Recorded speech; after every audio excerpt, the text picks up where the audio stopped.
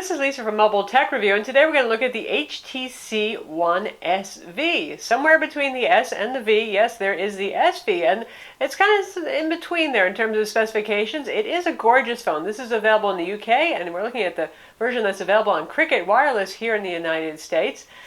Lovely 4.3-inch Super LCD2 display. Really nice design. Looks like a premium phone, doesn't it? Stunning orange. I do like orange, I admit, so I like the way this phone looks. Comfortable to hold in the hand, and only $279 from Cricket without a contract, which is pretty phenomenal. We're going to look at it now.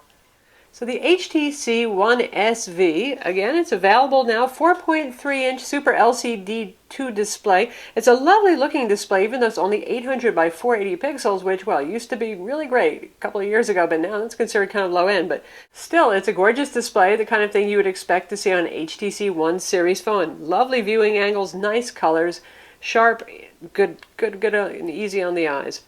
It also looks like a more expensive phone than it is. Granted, Cricket cuts you a good price, even without contract. They discount the phones just a bit so that you're not feeling the full pain of retail pricing. So this is $279 after a $50 mail-in rebate, and that's without having to have a contract with Cricket Wireless. For those of you who don't know about Cricket, they are a CDMA provider in the US. I think they're the 7th largest national provider at this point. And they do some spectrum sharing with Sprint and with Metro PCS. So they have pretty wide coverage. As you can see, we've got a 3G symbol up here. It has 3G EVO-DO Rev. Cricket also now has LTE, though here in Dallas we're not picking up LTE. If we look around the phone, you can see we have these orange backlit buttons down here, 3 of them, matching the phone. And it looks like one of HTC's metal unibody phones, but it's actually not. The back is made of plastic. That doesn't mean it doesn't look nice, though, because it does. This part here is metal, almost a coppery kind of orange-red. There's our volume controls right here.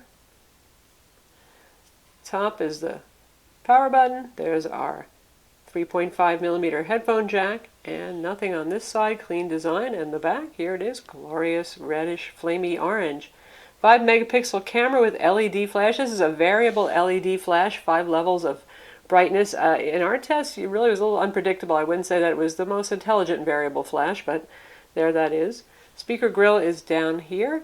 And yes, this back does pull off, even though it looks, again, sort of like one of those lovely metal unibody phones that HTC makes. Edges right off here. They stick out a little bit, so you just grab at any point that you can reach and start yanking the back off. And there we have 1800 milliamp battery, actually replaceable, good times. Micro SIM card slot and a micro SD card slot, and that comes with a 4 gig card pre-installed. 3 gigs is reserved for the Move Music service. That's something that Cricket offers. And the other gig is for you to use. And of course you can put your own card in here if you want to as well. As mentioned, this has an 1800 milliamp battery. That's removable. Yay, that's always a wonderful feature right there. And so far battery life has been average for us. Now we're in a 3G area. With 4G LTE, that's going to hit the battery a little bit harder. Likewise, if you use a lot of GPS navigation, if you play 3D games all day, your battery life's going to be worse. But with average use, we found that we could go up to 2 days on a charge with this in a 3G coverage area. The phone has a 1.6 megapixel camera right up front here, and you can see our fairly large earpiece with the contrasting little orange accents. It picks up some lint in there, one annoying thing about it, but otherwise no complaints about the phone. As you can see from the front right here, we've got our HTC Sense with our HTC calendar, all their usual stuff, HTC Peoples on board, and the usual flip clock with the weather embedded. So this is HTC Sense 4.1 on top of Android 4.0 for Ice Cream Sandwich. Sorry, no Jelly Bean here, no word on if and when this will ever get Jelly Bean. We also have our quick launch strip for applications down here, and when you turn the phone off and turn it on, the HTC ring lock, you can just drag one of these icons right down to the lock. Say we want to go straight to the camera to launch that app, and you can customize which applications appear there. The phone runs on a 1.2 gigahertz Qualcomm Snapdragon S4 Plus CPU. That's the MSM8930 with Adreno 305 graphics. So that's actually a little bit faster graphics chip than we see on the 1.5 gigahertz Snapdragon used in other Android phones. Go figure. The memory pipeline is a little bit narrower on this, despite that, to the graphics chip. So I'm not saying you're going to get really better performance out of it, but that's what the specs are. It has a gig of RAM inside and 8 gigs of storage. 8 gigs of storage isn't a lot, but you do have that microSD card to expand storage. Of course, with Android, you need to put your applications on an internal memory, so if you're a big gamer, keep that in mind. Games these days can be a gig apiece, but for the rest of you who aren't putting giant games on these phones, 8 gigs should be plenty enough. The phone has dual-band Wi-Fi 802.11 and Bluetooth 4.0, a GPS with GLONASS service, and that works with Google Maps and with Cricut's own navigation solution, and it has NFC, so you can share files simply by touching the back of another device that has NFC as well.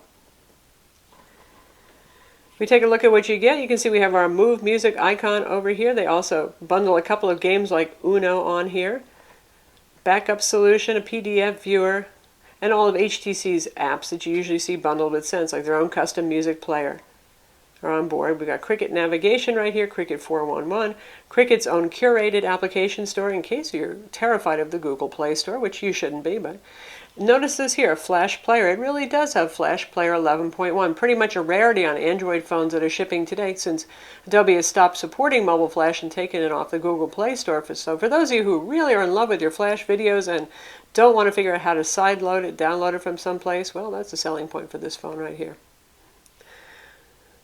Speed is just fine. It's responsive. We have our usual Sense division here of all apps, downloaded apps, frequently used applications. Absolutely no complaints about the performance of the phone. Voice quality on this has been very good in the Dallas area. Now, this, of course, can vary by region and what the service is like in your area, but really nice, clear, landline-like voice. Volume is average. It's fine. It's adequate. It's not super duper loud, but really pleased for both incoming and outgoing voice. Speakerphone sounds a little bit hissy and tinny, but not hideous. You know, a lot of speakerphones aren't the greatest things on smartphones. And as I mentioned, you have Move Music here. This is a Cricut service, and you have access to downloadable tunes. They work with quite a few music studios, and we'll just check out a song that we've downloaded. You can hear the speaker. It's not bad. Certainly pretty loud. As you can see, we have an FM radio player also on board, and we've got Google Music here too, Google Play Music, as well as HTC's music player, so you certainly have a lot of options for how you're going to play your music on the phone. And we fired up Google Play here so we can test out some MPEG-4 movie trailers that we've got. Now, this is a 800 by 480 resolution phone, so playing full 1080p video, there's really not much of a point to it, so we're going to go with our 720p test video.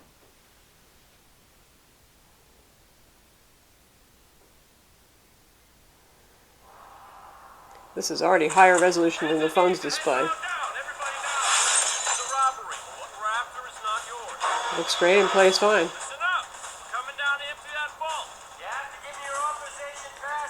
Phone has definitely plenty enough horsepower to do this.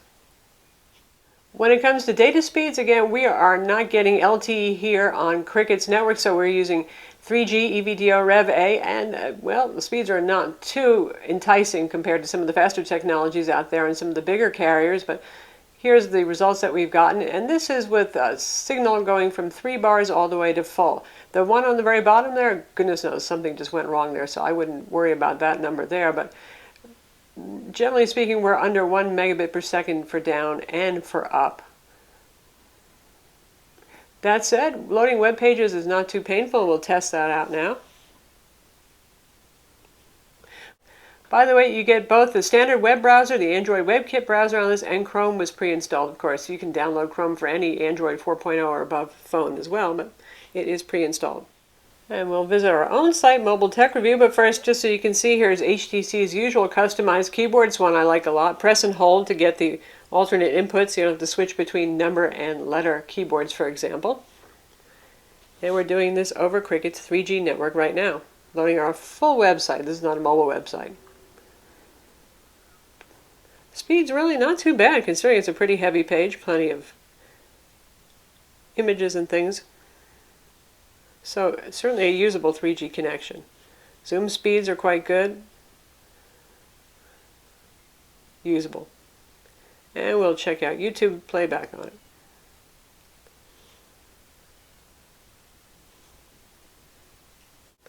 So we'll try out our video review of the Lenovo ThinkPad Tablet 2 here, and this should use real flash.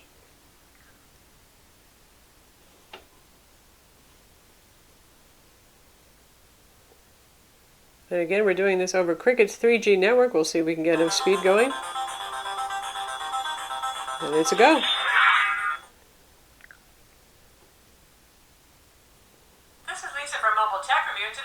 It's actually doing quite well. Now, let's not get confused here, because the first thing Pat...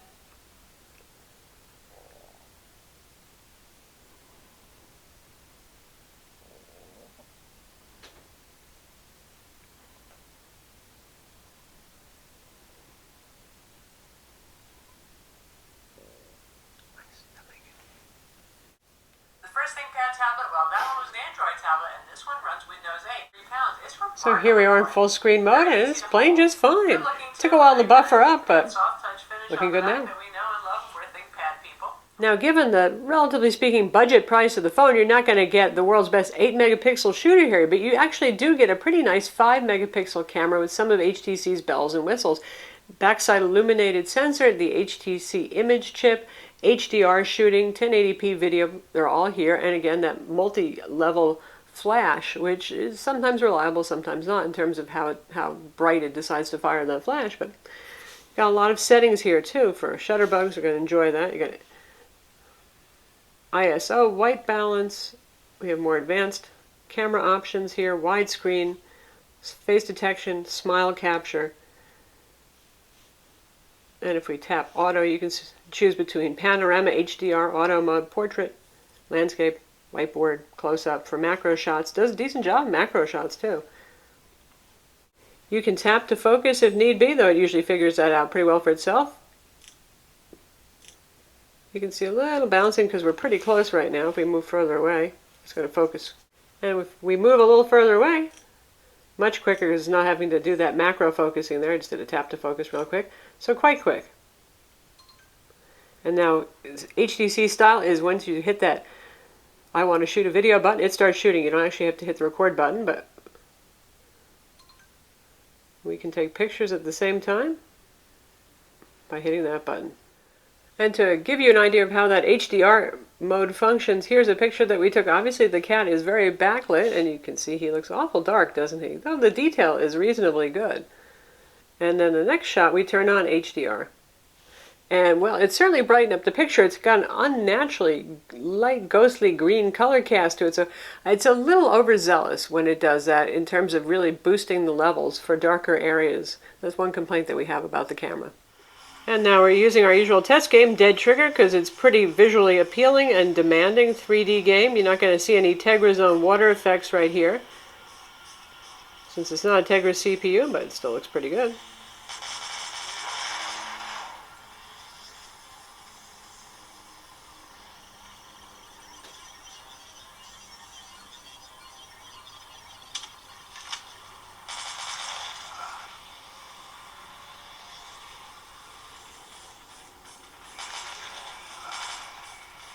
And it's playing just fine.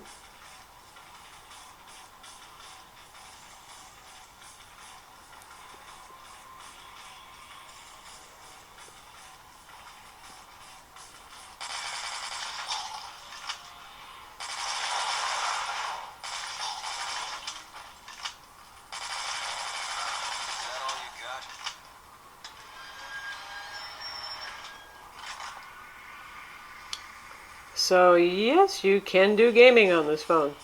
Some pretty nice gaming, in fact. The HTC One SV also has Beats audio, something that you see on all HTC One series phones, and that works to improve headphone output audio. In theory, basically, it does a lot of bass boost, but does a little sound separation as well. And you can see that we have Dropbox on here. That comes pre-installed, and you get 25 gigs of free storage with that, too, if you register or sign up or activate on the phone. So all in all, it's a pretty nice phone. If you're open to one of the smaller national carriers like Cricket, really is a lot of value here, especially these days when a lot of people really want to avoid contracts. For $279 after that $50 rebate, you get a pretty nice phone here. Cricket does have good coverage in pretty much all urban areas in the United States, and one of the interesting things is you plug your zip code into their website and you see what phones are available. And even though we are in their coverage area here in the Dallas marketplace, it didn't show us this phone or the Samsung Galaxy S3, but when I plugged in a Chicago zip code, it did. Likewise with Brooklyn, New York, it said, no, you can't have these phones. So I find that a little bit confusing. I'm sure if you're a Cricket customer, you've already got that all figured out, though. So that's the HTC One SV, available in select Cricket markets in the United States now. Definitely a phone if you're into trying a carrier like Cricket that I can recommend. It's certainly a quality piece. It fits in your pocket, looks nice. I'm Lisa from Mobile Tech Review. Don't forget to subscribe to our YouTube channel and hit that like button.